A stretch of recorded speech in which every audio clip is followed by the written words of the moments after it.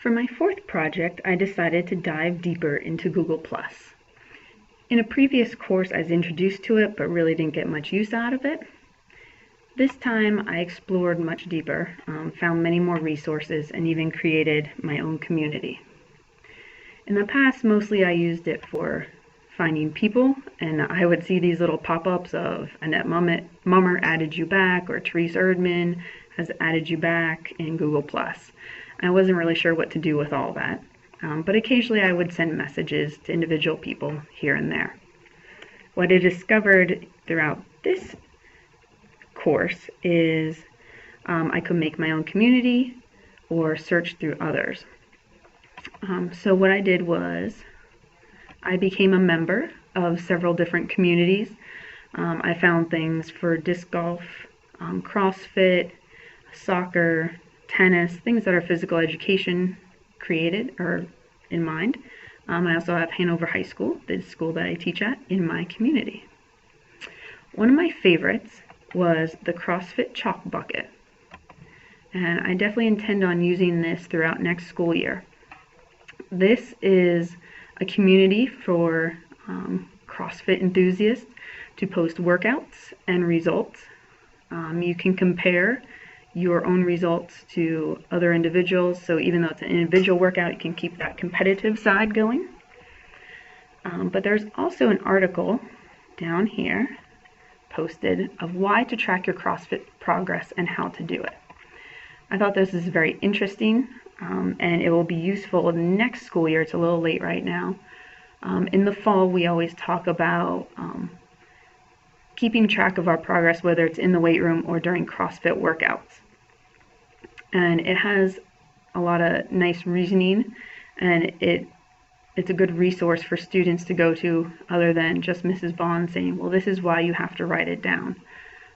This is from a very well developed article with pictures of really buff people doing workouts. I like this chart that they have in here demonstrating, you may not notice the difference from day to day, but when you have a graph over time, you can really notice where there's a difference or maybe a drop, and you might be able to explain why that problem is there. So this is definitely an article that I will use in my teaching. The other community I was rather fond of is Ultimate. And I actually used this just this week. We were doing Ultimate Frisbee unit, and I found in here a video of this lady doing all kinds of catching drills. My name is Emily Cohen, and this is Ultimate 101. In today's video, so I really like some of these individual tosses and throws that she did. Tried it out with a few students, and they really liked it better than their usual warm-up with a partner or toss and catch kind of thing. Finally, going back to my communities, I created my own Google Plus community. So going in here, I have a picture of my son here kicking a soccer ball. What I like to use this for is announcements. Like for next week, we will be doing fitness testing, broad jump, vertical jump, shuttle run, pull-ups, and medicine ball throw. And I even was able to add an image from the NFL Combine of this guy doing a huge vertical leap.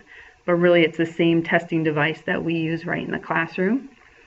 Or here's a video of the shuttle run that I've used in the class before, but here it's posted that students can reference it at any time.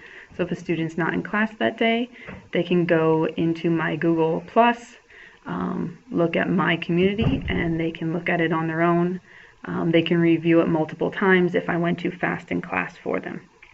So I really foresee using this as a place to post announcements, maybe photos of the students in class or videos of them doing it, and ways that they can interact with each other, as well as just going back to communities that I have posted and helping them find other resources that they may like. I also like that Google Plus has collections of all different types, but things that may be related to me or just other interests that I might have personally on my own. And that's my Google Plus.